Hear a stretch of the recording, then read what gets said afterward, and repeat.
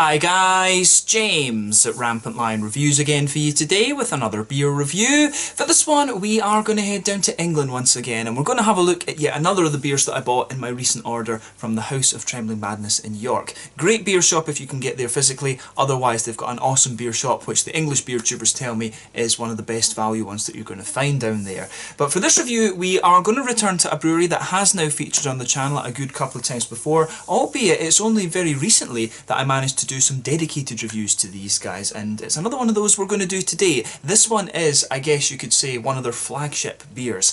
So for this review then we will head down to Cheltenham in Gloucestershire and we're going to have a look at another beer from Deya Brewing Company.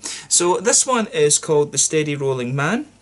It comes in at 5.2% ABV and this one is a New England style pale ale. So yeah, very curious to see how this one turns out. I've had some really nice beers from Deya so far.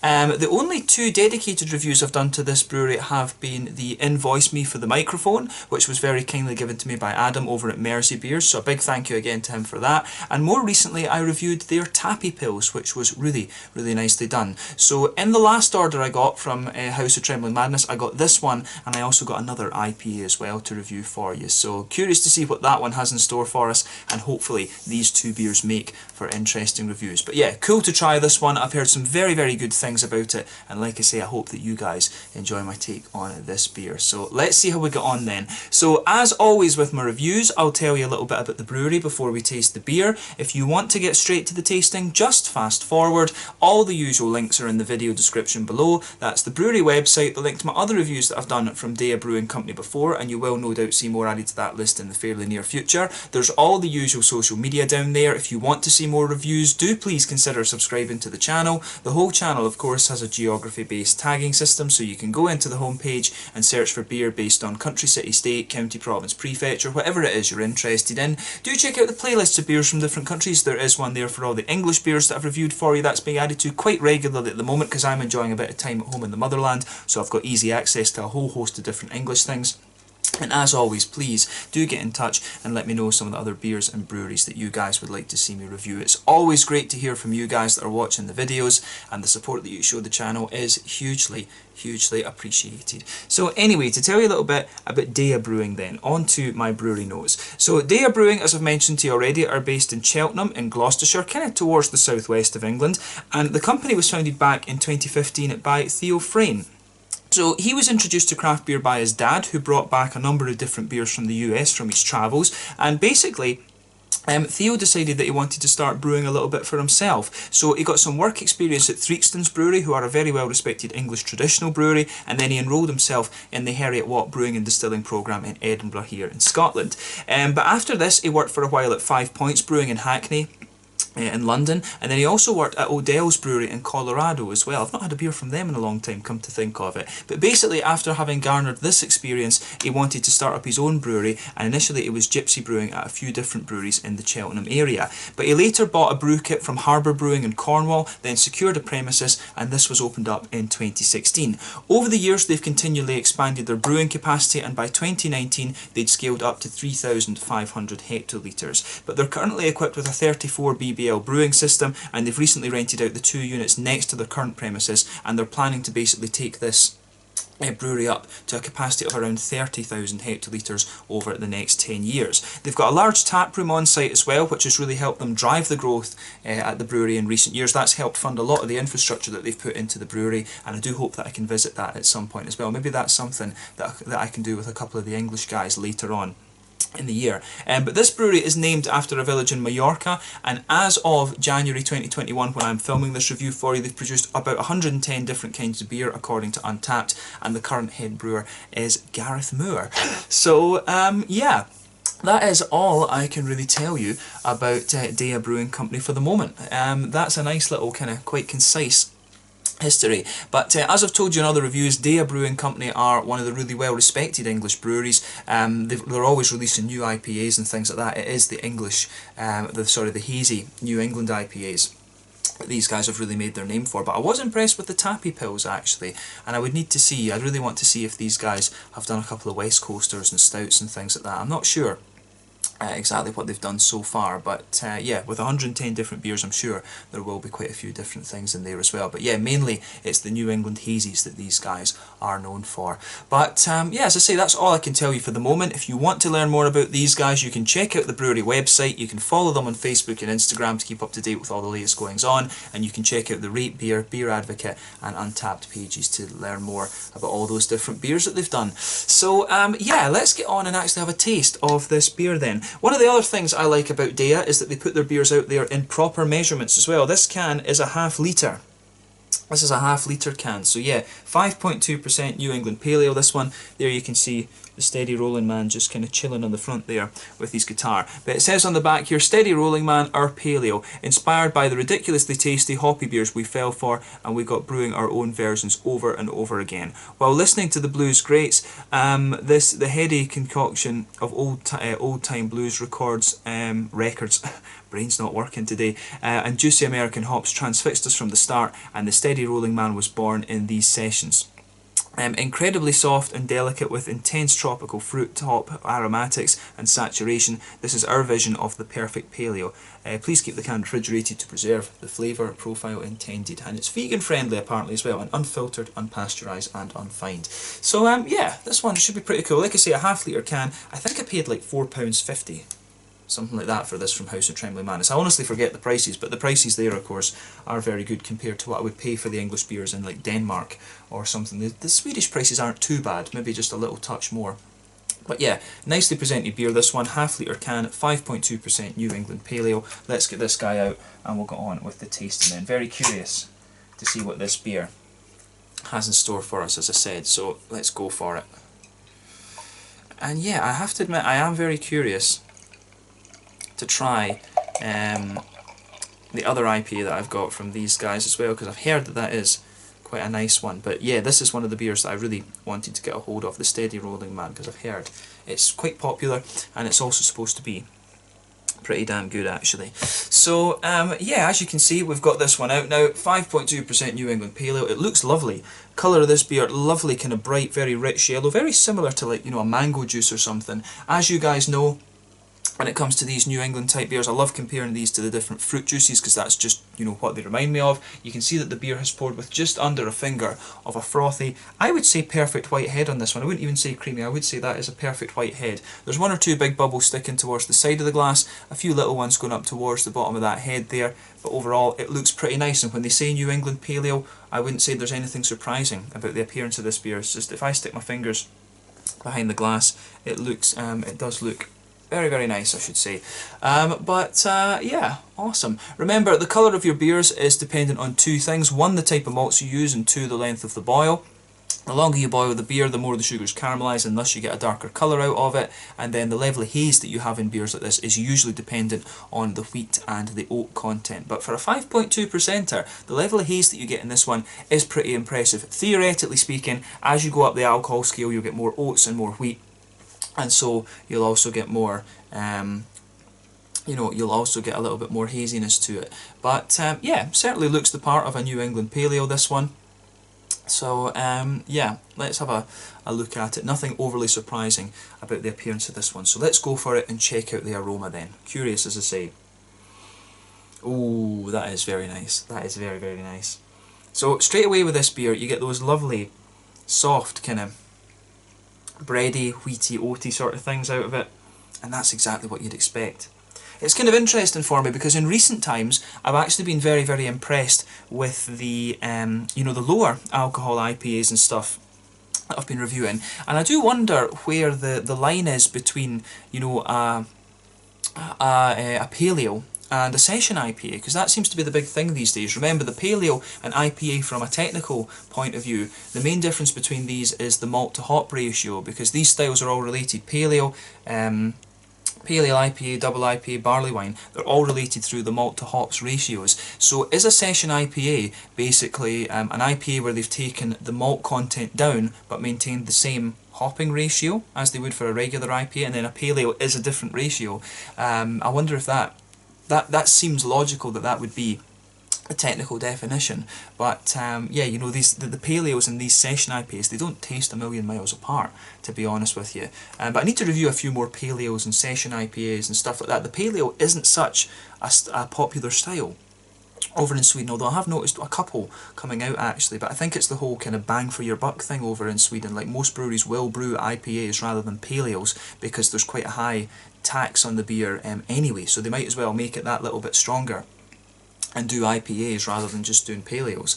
Correct me on that, if some of you from Sweden are a little bit more well versed in that than me, let me know, but that would be my interpretation of it, I would say.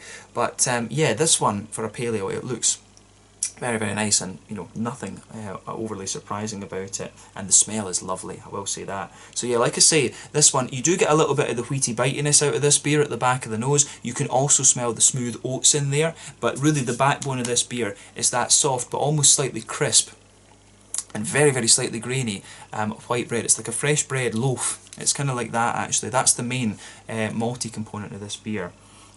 You might get one or two little very slightly biscuity notes out of this one, but it does smell a little bit more kind of old school. In recent times, of course, I've been finding that a bit of sweetness, you know, a bit of brown sugar sweetness has been creeping into the New England IPAs and stuff like that recently, but this one smells properly old school. Bread, oats and wheat. You know, it really kind of smells like that. These days in the New England IPAs, you can get, you know, you can get a more yeasty, farmhousey type quality. You can get the rye leaning ones, the oat ones, the more wheaty bitey ones, and then you can also get the more brown sugary oily ones as well. There's a lot of different directions you can take these New England beers in these days, but back in the day, I always remember they were just, you know, bready with a little bit of oat bite, with a little bit of oaty smoothness and a wee bit of wheat bite. That was the classic New England IPA back in the day. But yeah, it smells lovely on the malty side of things. From the green side of the hops, I would say this beer is pretty floral and aromatic. That's the thing that really sticks out of this one with me. It's got a little touch of spiciness to the floral aromaticity, but otherwise it's really quite deep.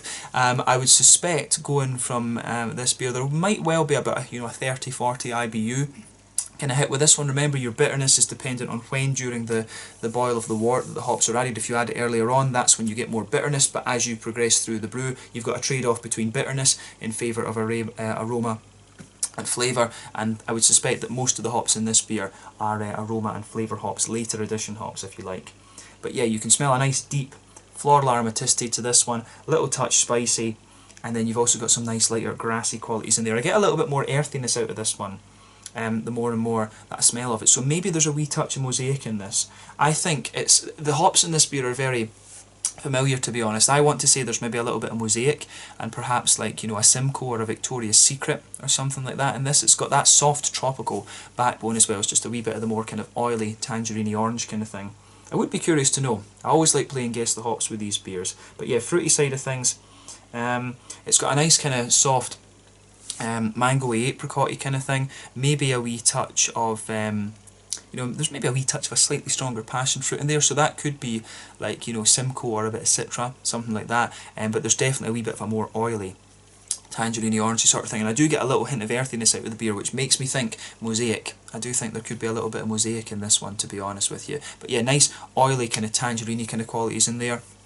A little bit of, as I say, a little bit of maybe just earthiness as well, which really makes me think mosaic. So yeah, kind of juicy, oily, tangerine orange, which I like. I love orangey leaning IPAs. There's maybe a wee touch of a slightly lemon limey kind of thing coming out on the tip of the nose as well with the grassiness. The grassiness does have a wee touch of zest to it. Then you've got mangoes, apricots, and some of these kind of softer tropical fruits sitting there too. But overall, it smells like a really nice New England Pale Ale. This one, it's got everything you would expect of the style, and from what the English guys have told me, this is a very nice example of said style as well. So take a little bit of time to just ponder over that aroma before you try the beer. We are going to get stuck into this one now though and see how we get on. So this one is the Steady Rolling Man 5.2% New England Pale Ale from Deya Brewing Company in Cheltenham in Gloucestershire, towards the southwest of England. Really looking forward to this. Let's get stuck in. Slàinte, skål, cheers, let's go for it.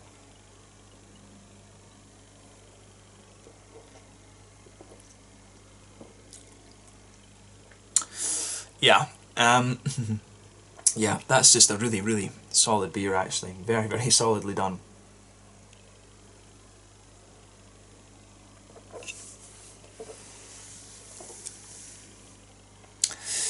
Yeah,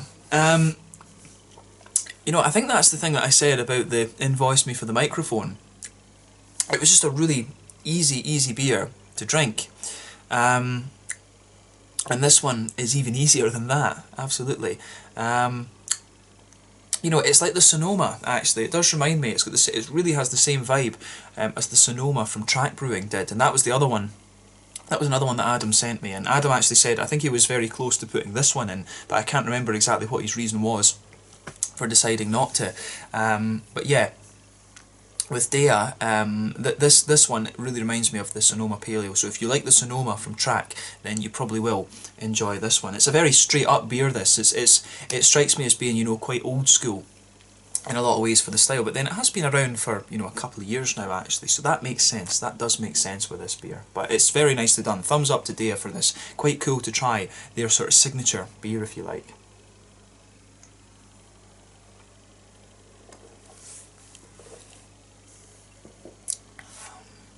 Let's get the rest of this in the glass. That's going to go very easy, let's just say that.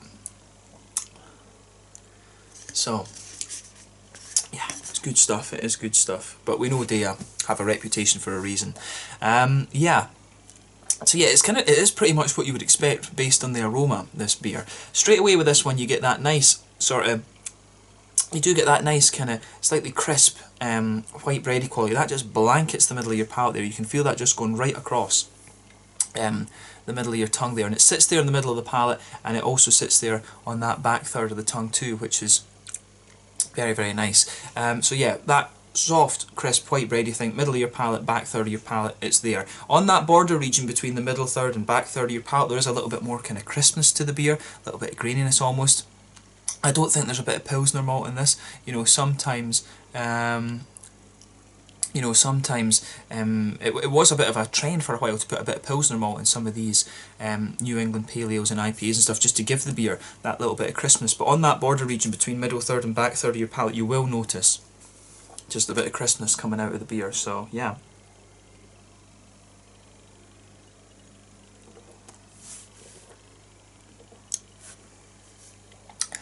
But yeah,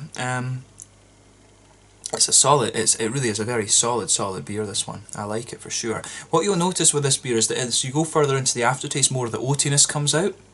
But as you go, you've also got a little bit more of a kind of wheaty, bitey character showing its head in this one too, which is very nice. So I do appreciate that about this beer as well. Actually, it's got a little bit of wheaty bitiness and also kind of smoother oaty qualities as well. So yeah, it is very nicely done from that sense. It's very straight up, very kind of old school. That's exactly what you would expect. But yeah, you do get a wee tiny little bit of an almost, there's a wee teeny little bit of a brown sugary sweetness in the middle, the very middle of your palate there. It's almost a little bit Werther's Original like, butter candy like, but at the same time you get a wee touch of like a McVitie's digestive sort of sweetness out of the beer as well. So that's a really interesting point to make about this one for sure.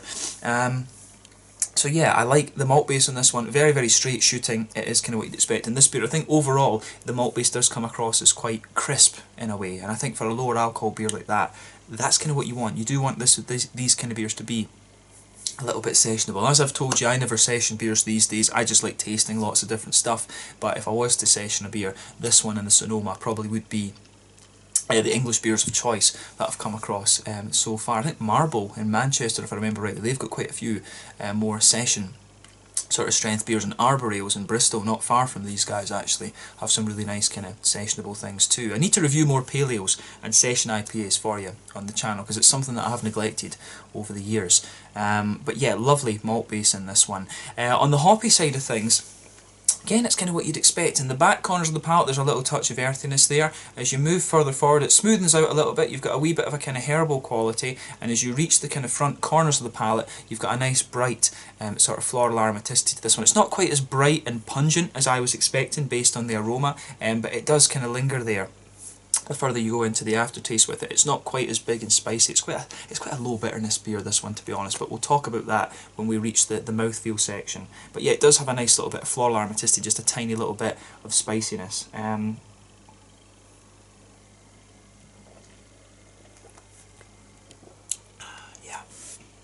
I like this one for sure. But yeah, around the front curve of the palate, the beer's a little bit lighter and grassy, and then on that front third of your tongue, as I always say, you get that nice oily bubble where those juicy fruity esters just roll their way out of the beer.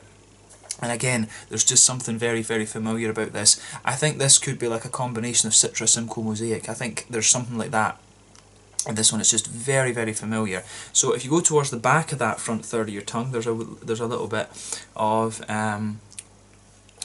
more of a kind of passion fruity. There is a little bit more of a kind of passion fruity note to it there, which is quite nice, and that does make me wonder about, I'm leaning towards saying like Simcoe or potentially Victoria's Secret. It doesn't quite have the complexity and the strength, if you like, that I would think from Citra, so I'm doubting Citra being in this beer, to be quite honest with you, and I'm starting to lean a little bit more towards like saying Simcoe or whatever. I'll say that though and I'll be wrong. That's always the law. That's always what happens. But yeah, there's a wee bit of a slightly stronger passion fruit note at the back, and as you move further forward, it very, very quickly becomes like a sort of soft apricot-y tropical fruit that you get out of this one. There's maybe a little tiny touch of papaya in there, but it comes across as very straight shooting. So I want to say Simcoe, because in New England IPAs, Simcoe is a very, very straight up hop, soft. Soft. It can give you a little bit of the passion fruit and then just a softer sort of apricot-y kind of quality, and then as you reach the front half of that front third of your tongue, you've got a nice sort of more oily quality to the beer, and I think it's a little bit kind of tangerine-y, orangey, and I do want to say there's Mosaic in this. I think there's just 2 hops in this beer, if not, there might be another bittering hop in there, of course. But yeah, the fruity side of this beer I think is very, very nice.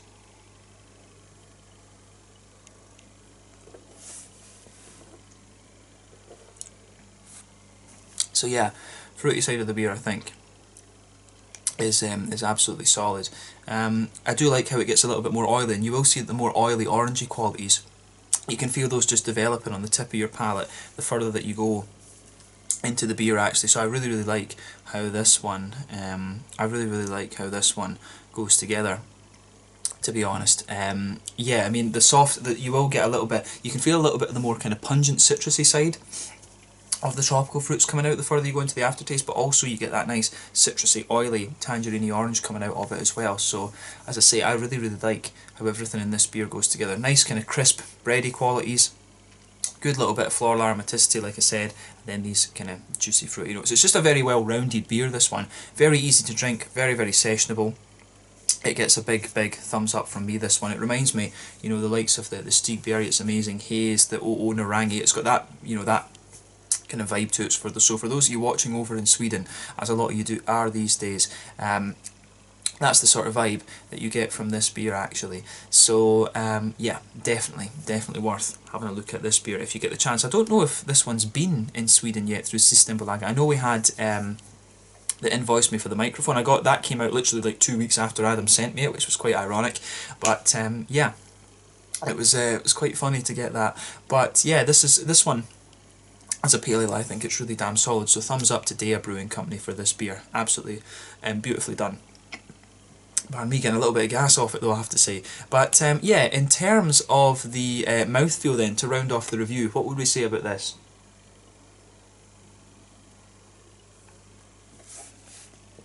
Yeah, this one is, I would say that this beer, it's quite, it's at the bottom end of mid-bodied. The carbonation is quite smooth in this one. It does have a wee bit of crispness to it, in fairness, and I would say that overall the beer, it has a wee bit of smoothness and creaminess to it, but with pale ales, of course, they are going to be a little bit wetter and more kind of crisp than the IPA or double IPA counterparts in the New England style. The the West Coast pale ales tend to be a little bit more kind of oily and things, understandably, but yeah, these ones, they do have a little bit of smoothness and crispness to them, if you like. So yeah, quite bottom end of mid-bodied, quite smooth, little touch crisp in my opinion. But yeah, I do like the way that everything kind of pieces together in this beer, absolutely. So yeah, in terms of the, how would you say, in terms of the kind of the actual flavour profile of the beer, as I said, the middle of your palate, the malt base in this one is quite smooth. It's got a degree of crispness to it, and you get a little touch of sweetness out of it the further you go into the aftertaste. On the hoppy side of things, I think this is a sort of 25-30 IBU beer. There is just a little bit of bitterness to it, but not a lot. And you've got some nice kind of juicy fruits there. The tropical fruits are a little bit more soft. The citrusy fruits are a little touch more kind of oily in my mind. So yeah, it's quite interesting how that side of the beer pieces together in that gets a big thumbs up from me as well, actually. So yeah, I think that rounds off this one quite nice. It's just a solid, very, very solid, kind of drinkable pale ale to this. It's a lovely tasting beer, I have to say. So yeah, it gets a big thumbs up from me. I'm glad that I finally got around to trying this one, and I certainly look forward to trying the next beer that I have from Deya in the fridge as well. So yeah, you will see another Deya review in this extended round of English beers that we're reviewing at the moment. So yeah, I hope that you guys enjoy that one for sure. But yeah, let's leave it at that for this one. This one was the Steady Rolling Man 5.2% New England Pale Ale from Deya Brewing Company in Cheltenham in Gloucestershire, kind of towards the southwest of England. Been awesome to review this one for you. I'm enjoying being able to try do a few dedicated reviews to Deya, because this is a brewery that when I was in Durham, and they were still a little bit difficult to get a hold of at that time, I guess, just because of the size of the brewery. But yeah, lovely, lovely brewery, these guys, and I do look forward to trying more from them again at some point in the future. But let's leave it there. Thank you again for watching my beer reviews. Until the next time, please like, subscribe, share, all the usual YouTube stuff. Let me know your own thoughts on this beer in the comment section below. Let me know what your favourite beers are from Deya Brewing Company. We will return to these guys very soon, as I said. But in the meantime, thank you for watching. Check out everything, and I will catch you guys very soon. The Steady Rolling Man, a 5.2% New England Pale Ale from Deya Brewing Company in Cheltenham in Gloucestershire, towards the southwest of England. Slàinte, skål, cheers, and catch you guys on the next one.